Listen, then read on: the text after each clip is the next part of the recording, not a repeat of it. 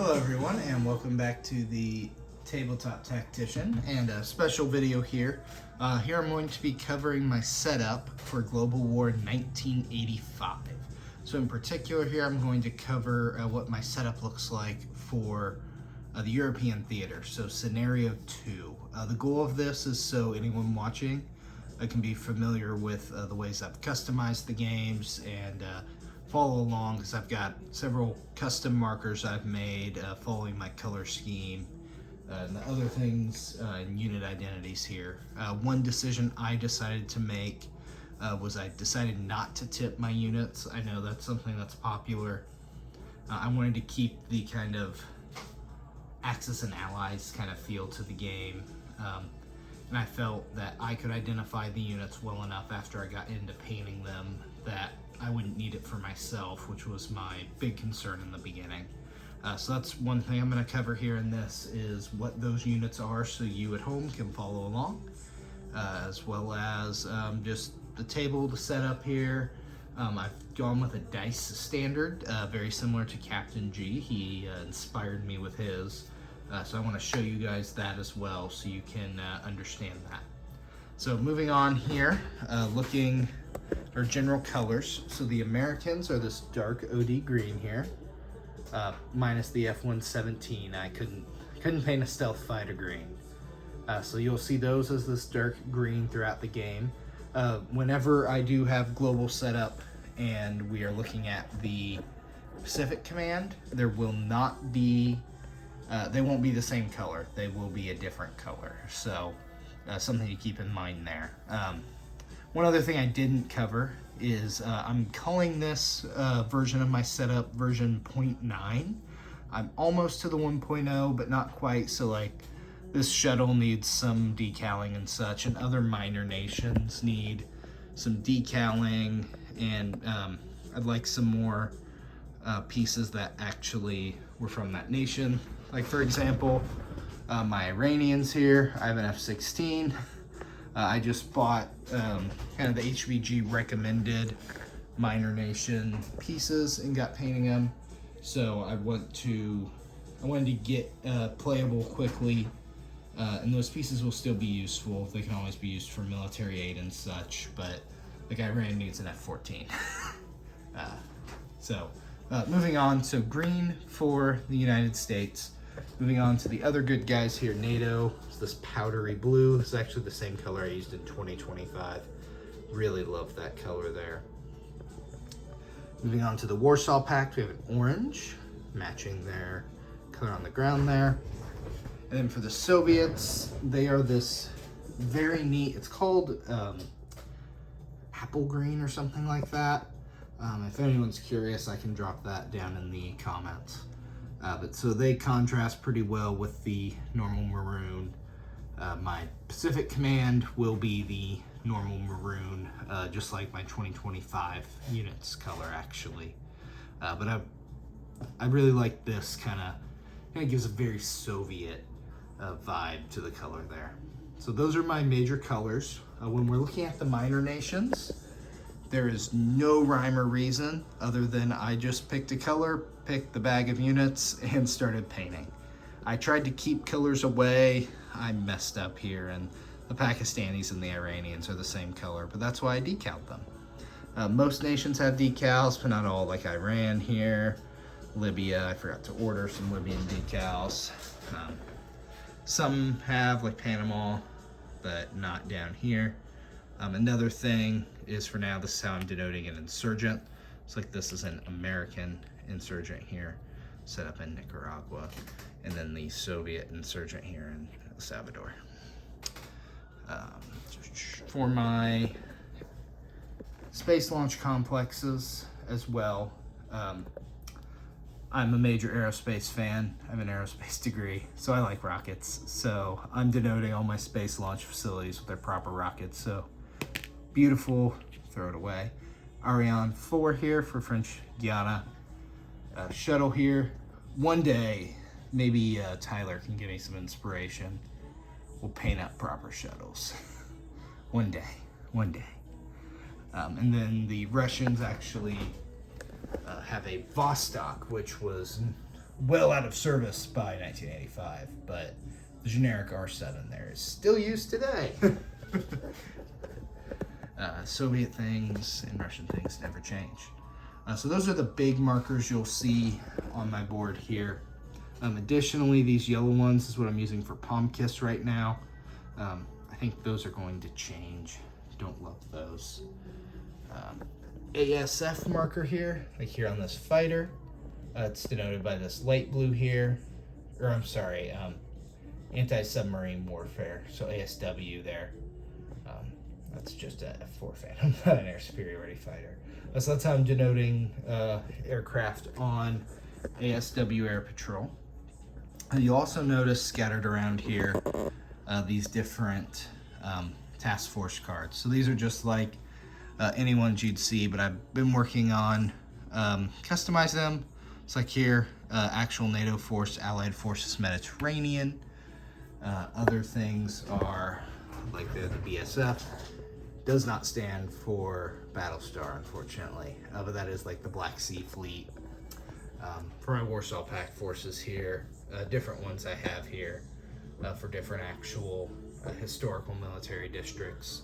Like the 5th Military District, the Czechoslovakian People's Army, 4th Polish Army, and so on and so forth, like U.S. Armed Forces Europe.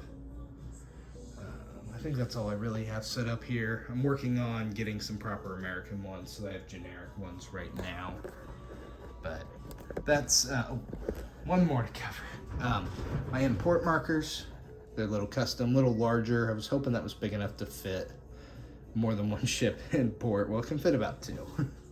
So, like the Soviets have a few in port here as well. So those are things that I may update. That's why I'm titling this version 0.9. Yeah, that covers the board here. So moving over to our dice tower. This is my first quick prototype here of a dice tower. So I have here on the front all the different dice. So pink will be a 1, yellow 2, gray with black letters 3, black and gold, boiler up, 4, gray and gold, still boiler up, will be 5, green and gold, 6, and orange and black will be 7. I spent a lot of money on some dice here. I wanted to make a good high capacity dice tower here. So for example, a good amount of dice there, plenty of room for the randomizer in Captain G's words. So that will be my standard dice, and you can always look for it here in the front of the video here on the dice tray. I will have that set up, and then it's interchangeable. So if I decide that these colors could be hard to see or something, which it would help if I turned my lights on. Hey, what do you know? You can see them now. And this is a prototype. This is going to change. I don't want the blue, but that is what 3D printing is for. Moving on over to our units. So in no particular order, real quick here, we'll go back to front. So keeping with those same colors here. So from left to right, we'll have our SAM units. These would be our artillery and the Warsaw Pact Special Field Artillery there. One thing I love on my Soviet units was how they put the numbers on there. Looking at other markings like American and NATO vehicles, more of the reason why this is 0.9. So artillery, our MBTs here, as well as our early gen MBT for Warsaw Pact would be the T-50-55 here. You can denote those as the T-55 AM2. The way I tell is the reactive armor there on the front of the turret. Next gen MBTs, we got an Abrams for the Americans, T-80 for the Warsaw Pact, and a Chieftain there for the NATO forces. Different mechs there as well. And the system I came up with for different types of infantry. Excuse me. So, I only put the Warsaw Pact on here because they're all just generic infantry. So how I decided to denote them was with this little 3D printed ring. So a light infantry will have no ring, a paramilitary will see a red ring, airborne a blue ring, and a marine a green ring. This way, there's nothing to glue or use some thumbtack on an undermarker there. Just simply pop the ring. Ooh, do it on camera for you here. I can just pop that ring on and off my unit, so then I don't have to specifically assign anything. Paint thicknesses are the worst, man. So that's how you can denote infantry in my game. Here we have different mobile ICBMs, mobile IRBMs, theater missiles, different missile class units there. Our strategic bombers here and here. That's a special. So put strategic bombers with strategic bombers. Here we go. So we'll have some Tu-95 Bears, B-52, good old Buff, and a Mirage there. The Warsaw Pact, of course, has the medium bomber. Then American A-10, the Bone B-1B, and the F-117 Nighthawk there. The F-117 will be black, so it won't be its green, but stealth fighter, man, it's got to be black. Moving on to some naval units here. I wouldn't be the tabletop tactician without having some Ticonderogas, so I am so sorry about my camera. Wow, there we go. So some Ticonderogas there. For the Americans and for NATO, Russia will have some Slava class. And ooh, you know, I forget what, Cresta, there we go, for Warsaw Pact, all very nice sculpts from HBG. Our different destroyers here, Spruance and Udaloy, Spruance again, I believe that was a Cresta. No, yeah, Cresta, because the Krivak is our frigate, Oliver Hazard Perry's, and is that yeah, I used a Krivak there as well. Onto our amphibs, Tarawas, the Rapuchas. I have a few different for NATO. That's one place where I spoiled in my setup. So this is the French. Ooh. Orogon, I'm so sorry, I know I butchered that. Then the Ivan there for Warsaw Pact. On to my second favorite looking unit on the whole game is a heavy aircraft cruiser. With its proper hull number there of 11. I forget which one 11 was. Super carriers, we got some Nimitz. The Americans do have a range of different super carriers as well to match the times. Then a, oh my gosh, Kuznetsov. I promise I practiced this, everyone. And then the HMS Invincible as a normal carrier there for NATO. Moving on to our air forces, which is a place where this game shines for sure. ASFs here, so Warsaw Pact will have the MiG-25, as well as I started with some naval versions, so a naval version of a MiG-29. Corsair there for NATO, and then Russians, Soviets will have a Su-27 and a MiG-29 there for naval version. I actually added the naval jacks to those. Oh, okay, let's just change camera lens film. There we go. So really cool. Trying to do some little details there. Americans, F-15, F-14. On to advanced ASFs, the Su-47 for the Warsaw Pact forces, and the X-29. I already decided I want the YF-23 over these, but I bought these first. So those eventually will change, but for now. On to our fighters here. Warsaw Pact forces all have MiG-23s, as well as Soviets will have a Yak-38 for their naval. I did stick the, ooh, sorry, I can't see through my phone, the naval jack on there, as well as different air group numbers.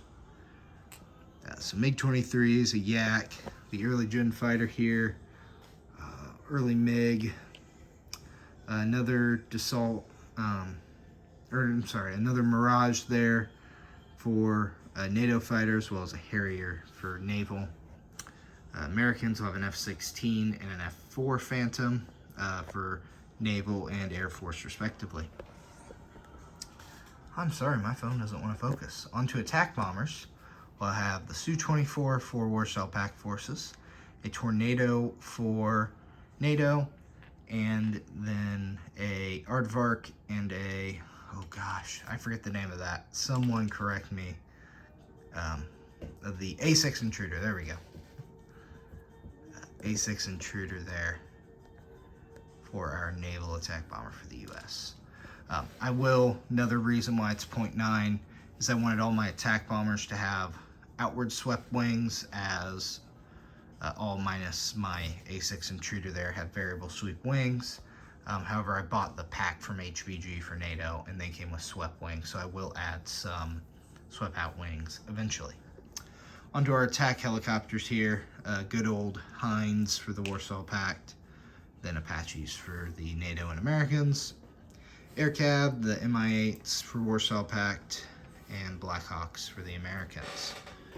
Moving on here to the last thing inside this box I've made for them here.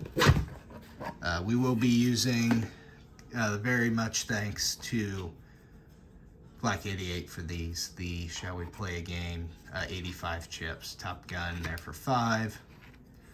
It's The Hunt for Red October, wonderful book, at 10. And all the forces, including Space Force, for the 25. So those will be how we'll be denoting money, just like everyone else. So let me know if anyone has any additional questions to this. I wanted to cover as much of my setup as possible here, so you, the viewer at home, could follow along. So stay tuned for more videos. As I move to a new stage with my setup, I'll put another one of these videos out. So for now, this has been the Tabletop Tactician, and we'll see you in the next one.